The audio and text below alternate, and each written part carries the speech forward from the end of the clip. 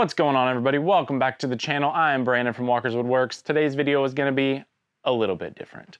Still woodworking related, not a woodworking project, I wouldn't say, but I had a pergola out back that was just old and gross and needed to be torn down and disposed of. So I did that, you'll see it in a second, and replaced it with a redwood framed patio cover that has a tin roof, which will protect my gas grill and Traeger grill that I just got. If you guys listen to our podcast, Go Build Something podcast, then you will know that the Jessies talked me into becoming obsessed with smoking meats. So if you guys don't listen to the podcast, check the link down below. Check it out. It's pretty fun. But yeah, let's get to the project. So here she is, that old gross wannabe pergola I was talking about. I'm sure she looked great in her day, but now it's time to take it down. There was also this weird small deck extension on here that made no sense. Speaking of making no sense, there was this. The least I could do was get rid of this deck extension and then figure out what to do with that area some other time. Maybe fill it with gravel or mulch or something that will drain water. We'll see. I was glad to see that none of the screws were stripped out though. That made it a little bit easier.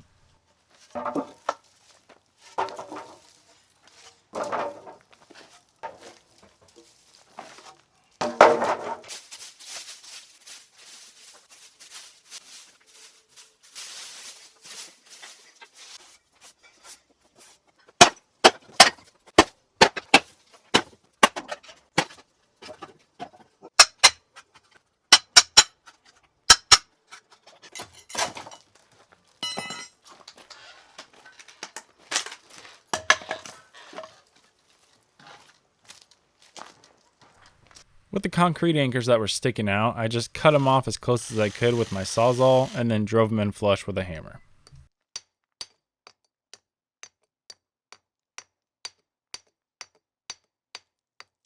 I figured while I was doing this project, I may as well replace the boards in that weird area between the slab and the house. So I went and got some 10-foot redwood 2x6s and cut those to length.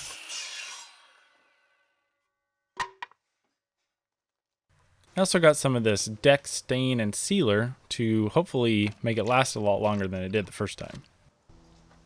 I just used a roller to apply it and then went back with a rag and wiped off the excess. I did all 3 boards at once, and I would recommend to do 1 board at a time because by the time I got back to the first one, it was pretty sticky.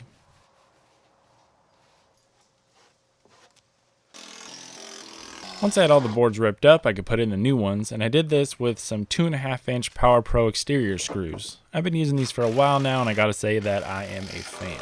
Each box comes with its own bit, and I have yet to strip one out. Now that was done, I could actually start tearing down the pergola structure. I think they used about 500 screws in here, something like that.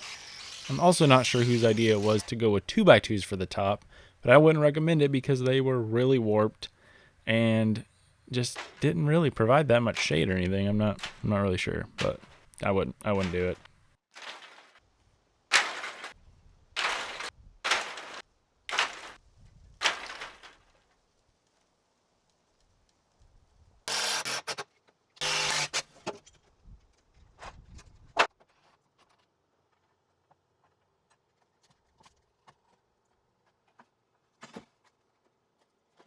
I did decide to leave the one 2x6 that was attached to the wall because it was still in good shape and I could use it in the new structure.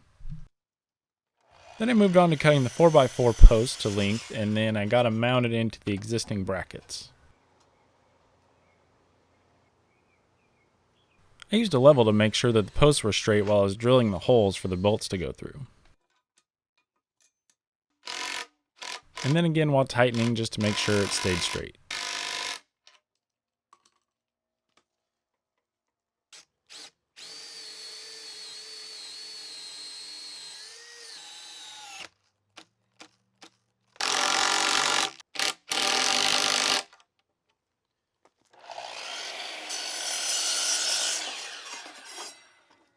Working alone does have some disadvantages, but I've found some workarounds over the years, such as using squeeze clamps to hold a board up for you like a second person. They don't talk as much, and they don't want a paycheck when the job's done.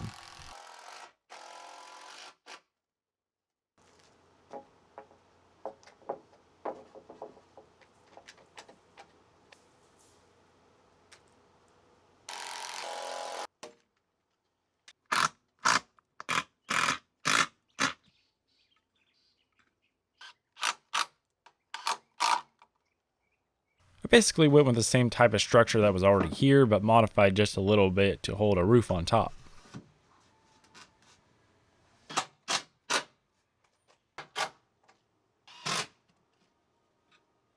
I like using metal hangers for joists. They make it go super fast and they're a lot stronger than just screws alone.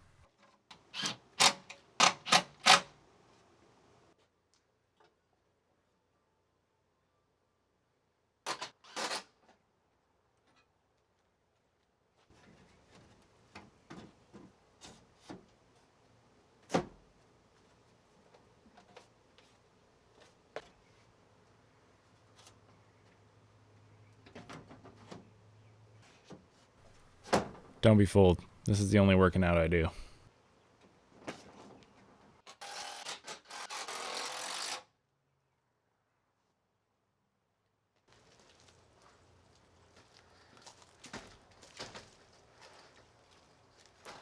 And then it was time for the roof, if I could get it up there. I used corrugated galvanized metal because I think the look with the redwood was just really cool. I had an area here where there was a pipe coming through and I needed to cut out the tin, so I used some tin snips and just cut it out and it slid right into place.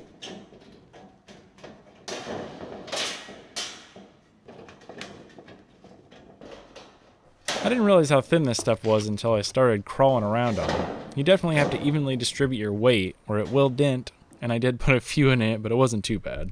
They make special screws for this as well that I used, and they have small rubber washers on them to prevent leaks.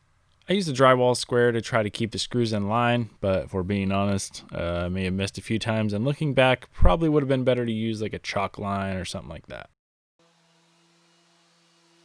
I went back and sanded a lot of the frame because there was a lot of black marks on it from being probably thrown around in the wood yard, forklifts, and stuff like that, and I just wanted to make it look a little bit nicer.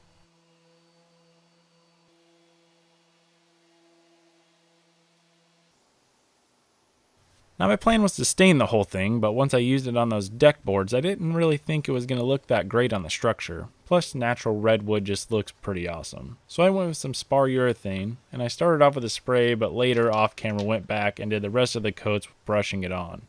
And I even added some lights.